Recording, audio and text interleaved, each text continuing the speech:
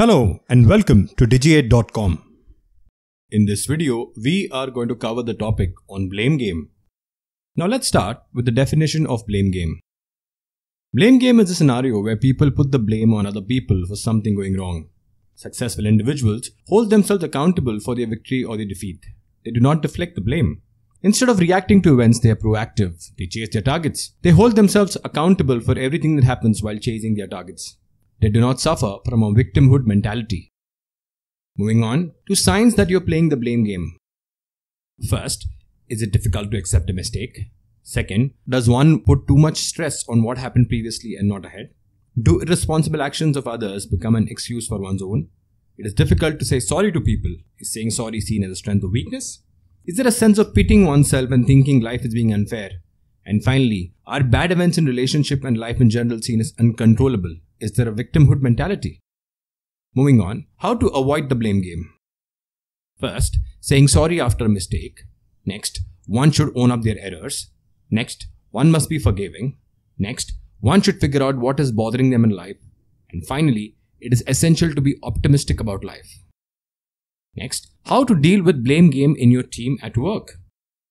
First, be curious as a manager.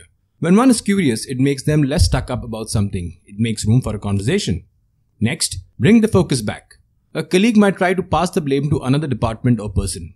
One can bring back attention to the said worker or employee. One can ask what the co-worker's culpability in the scenario is. This brings the discussion back to the employee in question. Next, reassurance helps. Everyone in the team has bad form. One can find where they can improve and not repeat mistakes. The manager can assure them by saying that mistakes happen. They can be asked to see how they could have made it easier for them to perform. And finally, define rules. Whenever there's an issue, one can lay down the rules for efficient and optimistic team meetings. Members should know the idea is not to find someone to blame. Accusing someone is not encouraged. Now moving on to blame game examples. Starting with the first one, Andres Escobar. Selected for the Colombian national squad in 1994 FIFA World Cup held in the United States, during Colombia's game on June 22nd against the host nation US, in the group stages, Escobar accidentally deflected a cross from American midfielder John Harkis into his own team's net. With the game goalless at the time of his mistake, the United States would go on to win the match 2-1 and Colombia would fail to qualify from the group into the knockout rounds. Escobar was finally blamed for the team's collective failure in the competition. Returning to his hometown of Medellin in the early hours of July 2, 1994, Escobar was approached by 3 men in a parking lot and was shot 6 times. The assailants allegedly shouted "goal" after each shot, one for each time the South American football commentator said it during the broadcast. Despite being rushed to the hospital, Escobar died 45 minutes later. Next is Yoko Ono. Renowned singer and songwriter John Lennon got married for a second time to Yoko Ono. She was blamed by the media for the Beatles splitting up in the 1970s. Yoko Ono is a songwriter, singer and artist from Japan. She is best remembered as John Lennon's second wife. They were introduced to each other in November 1966 at an art exhibition of Yoko Ono's work. They started seeing each other in 1968. This caused Lennon to end his first marriage to Cynthia. He and Ono got tied in matrimony on March 20, 1969.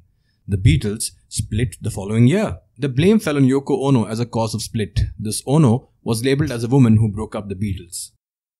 And finally, David Beckham. One of the greatest footballers of all time went through one of his worst moments during the 1998 FIFA World Cup. Fellow team members, English fans and English media accused him. When he received a harsh push from Diego, the Argentine captain, Beckham fell. From there, Beckham kicked Diego lightly with his right foot. This earned Beckham a red card. Now, despite being reduced to 10 men, England did well to keep the scoreline at 2-2 at full time. The ramification of this red card was magnified when the match went to penalties and Beckham, one of England's better penalty takers, was relegated to the sidelines. Argentina went on to beat England 4-3 on penalties to advance to the quarterfinals. Beckham was dragged by the people. He became the fall guy for England's loss. A London pub saw Beckham's effigy hanging outside.